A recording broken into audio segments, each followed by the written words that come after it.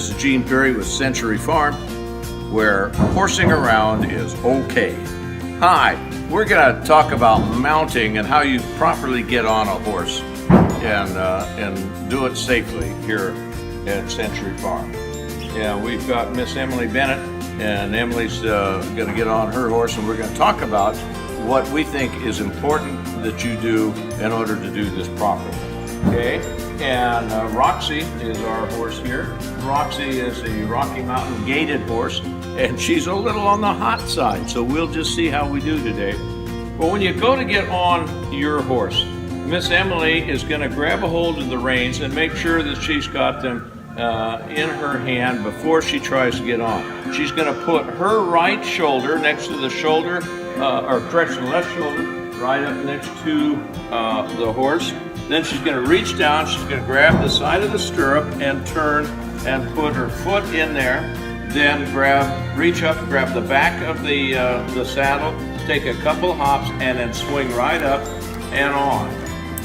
Now, what I see so often with students is they're very, very concerned about getting up and they forget to grab the reins, and then they get on board, and then they're worried about getting their other foot down in that stirrup, and the reins are still laying on the neck. All it takes is for that horse to drop its head, the reins slide further down there, and then for him to start trotting off, and then into the canter, and then into a gallop, and you've got a real disaster waiting to happen because you've got no way of stopping the horse.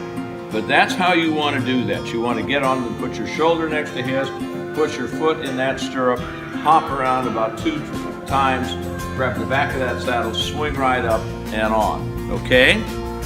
That's how you get on a horse correctly. Let me talk for just a second how to do it incorrectly, or like an old man, like the person talking to you today, has to get on. I'm old, I'm decrepit, and I will quite often get on. Let's say I was going to swing up behind Miss Emily on here, right? Now, what I will do quite often is I will come up, get my foot stretched up here, stick it in that stirrup, hang onto those reins, and drag myself up and on. Now, when you get my age, I'm 70, when you get up and start, that may be the only way you're going to do it, so do it. But let me warn you, you try to do that, and I had a little bit smaller horse one day, started to drag myself up, and I started to pull that horse off balance and over on top of me. It stepped over, stepped on my foot, I couldn't get away, and I was falling over backwards and dragging the horse down. The only thing that saved my life was a horse lifted his foot to try to reposition himself, and I was able to get my foot out of there and out of the way.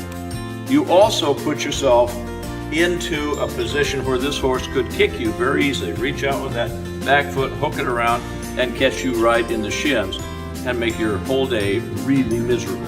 So staying up front, putting your foot in the stirrup, hopping around, grabbing the saddle horn in the back of the saddle and swinging up, that's the best way to get on a horse.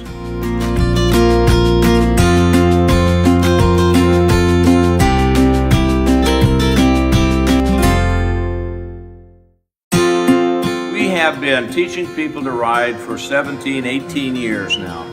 And we have found over the years that there's only one real safe way to dismount off a horse for the general public. And that is the old cavalry style, where we do it in a two-part maneuver. Now let me explain my reasoning for all of this.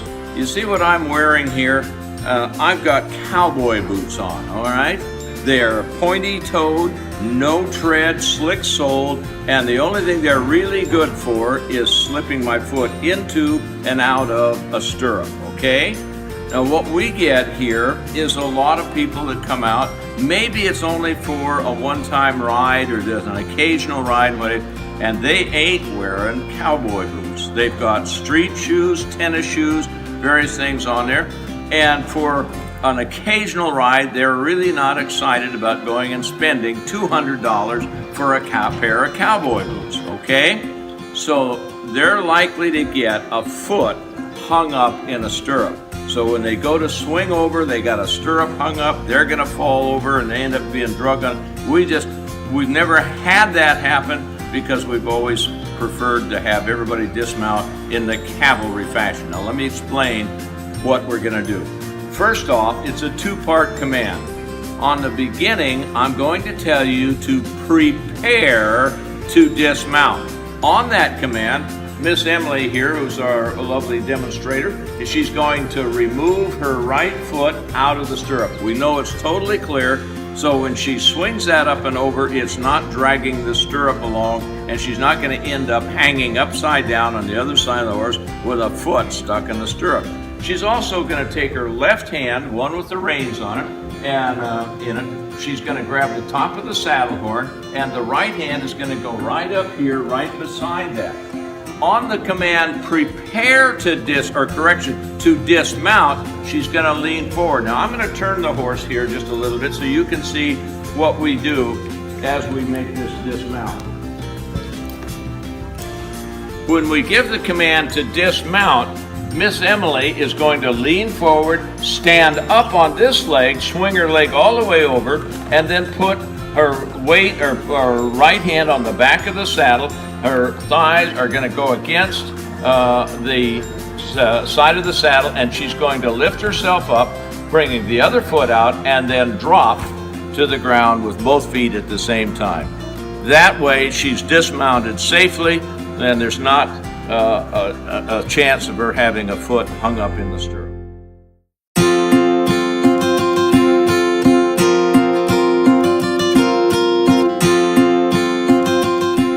And this is Century Farm Equestrian Center, where horsing around is okay.